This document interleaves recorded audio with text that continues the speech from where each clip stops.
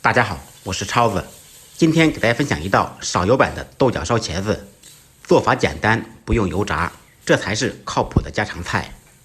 首先准备豆角、茄子，用清水清洗干净。豆角最好选用豇豆角，长茄子、圆茄子都可以，并不影响味道。洗净以后放到案板上，豆角切成小段，长度约为4到5厘米左右。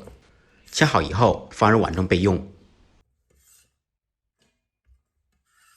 可爱的茄子去掉根部，切成厚一点的薄片，厚度约为1厘米左右。再切成1厘米宽的长条。全部切好以后放入碗中，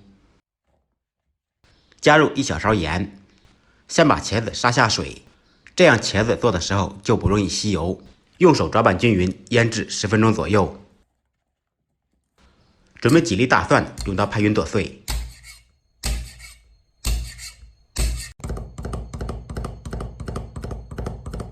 少许葱花，2、3个小米辣切成小圈，不吃辣的可以不放。切好以后一同放入碗中。10分钟以后，茄子已经杀出水了，将茄子攥干水分。起锅，锅烧热，放入少许油。先用油热面锅的全身，这样炒菜就不粘锅，而且看着很舒服。油热以后，放入准备好的豆角。我们采用煎的方式将豆角煎熟，在锅中煎约2分钟左右，煎至豆角变成深绿色、起虎皮就可以了。煎熟煎透以后，捞出控油。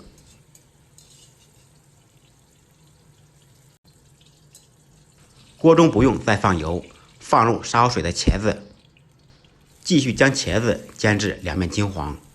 杀完水的茄子不容易吸油，做出来就不油腻。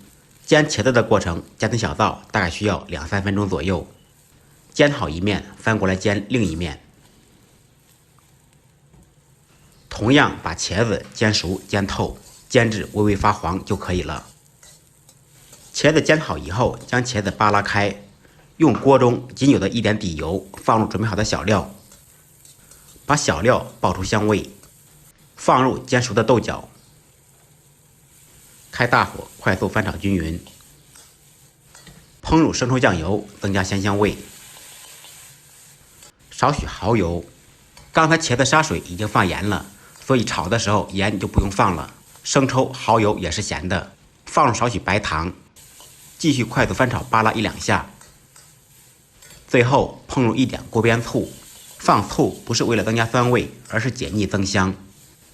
翻炒均匀，起锅装盘，一道简单好吃不油腻的豆角烧茄子就做好了。简单的家常菜，不一样的味道。感谢朋友们的支持点赞，再忙再累，记得按时吃饭。下期视频见，拜拜。